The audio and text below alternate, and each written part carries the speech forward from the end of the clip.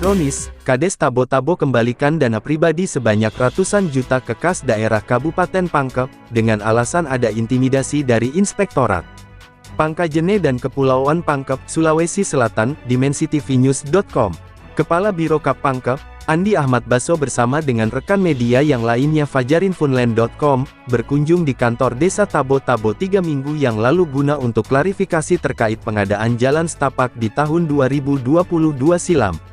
Namun sayang demi sayang akhirnya pembangunan tersebut jalan setapak gagal dari awal alias fiktif atau juga biasa disebut proyek siluman, dengan menelan anggaran mencapai 150 juta rupiah menggunakan anggaran dana APBDES. Desa hasil dari wawancara dari Kepala Biro dimensitivinews.com Andi Ahmad Basso, Kepala Desa Tabo-Tabo ini Hairil Anwar, mengungkapkan atau angkat bicara terkait masalah proyek gagal ini. Sudah kami mengembalikan dana tersebut ke kas daerah Kabupaten Pangkep sebanyak 103 juta rupiah, dengan memakai dana pribadi kami dikarenakan kami merasa terintimidasi sewaktu saya berada di kantor Inspektorat Kabupaten Pangkep. Kepala Desa tidak bisa meninggalkan kantor Inspektorat Kabupaten Pangkep, kalau saya tidak menandatangani pernyataan surat perjanjian tentang pengembalian dana dari proyek gagal tersebut, ungkap Kades Tabo-Tabo saat diwawancara Kepala Biro dimensitivinews.com Andi Ahmad Basso.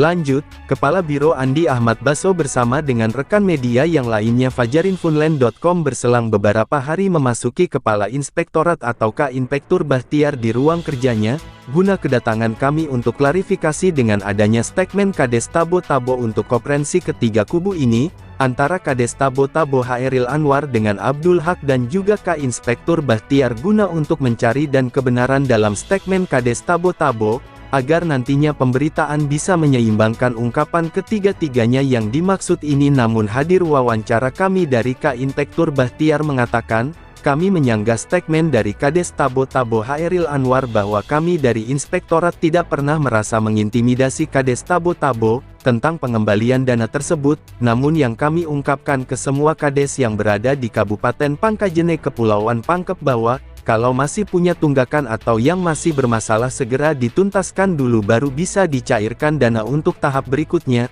tandasnya Bahtiar. Lanjut Ka-Inspektur Bahtiar mengungkapkan di hadapan awak media bahwa, kalau dana tersebut tentang pengembalian ke kas daerah, kami belum ada tembusan ke Inspektorat sampai saat ini juga. Itu tidak benar sama sekali statementnya Kades Tabo-Tabo di hadapan awak media dalam konferensi pers bahwa, dana 103 juta rupiah itu bukankah sedikit jumlahnya, tidak masuk akal kalau dana pribadinya yang dipakai oleh Kades Tabo-Tabo, seandainya dana sebesar 10 juta saja itu bisa masuk akal, logikanya belum pernah kami mendapatkan Kades yang mau mengembalikan dana sebesar itu ratusan juta dengan menggunakan dana pribadi. Nanti kami panggil lagi Kades Tabo-Tabo untuk menghadap ke kantor Inspektorat terkait masalah ini, ungkap Bahtiar. Lanjut Kepala Biro dimensitivinews.com Andi Ahmad Basso mengatur jadwal pertemuan dengan Kepala Dinas DPMD Jajan tepatnya tanggal 6 April tahun 2024, baru-baru ini menemui Kadis DPMD Jajan guna wawancara lanjutan dari kedua kubu ini, Kades Tabo-Tabo dan Ka-Inspektorat. Berjalannya wawancara dari awak media ini di hadapan Kadis PMD, maka kami dari awak media mencoba membuka pertanyaan terkait kasus yang dialami Kades Tabo-Tabo ini, namun sayangnya Kadis PMD Jajan tidak bisa berungkap apa-apa alias no comment, setelah mendengarkan pertanyaan kami dari awak media dalam konferensi pers. Senin tanggal 6 April tahun 2024 baru-baru ini, namun Jajan sebagai Kadis PMD memberikan ungkapan kepada awak media bahwa memang itu Kades Tabo-Tabo susah diatur, dan nanti kami dari dinas menyurat langsung ke Kades Tabo-Tabo, tandasnya Jajan Kadis PMD. Lanjut, tapi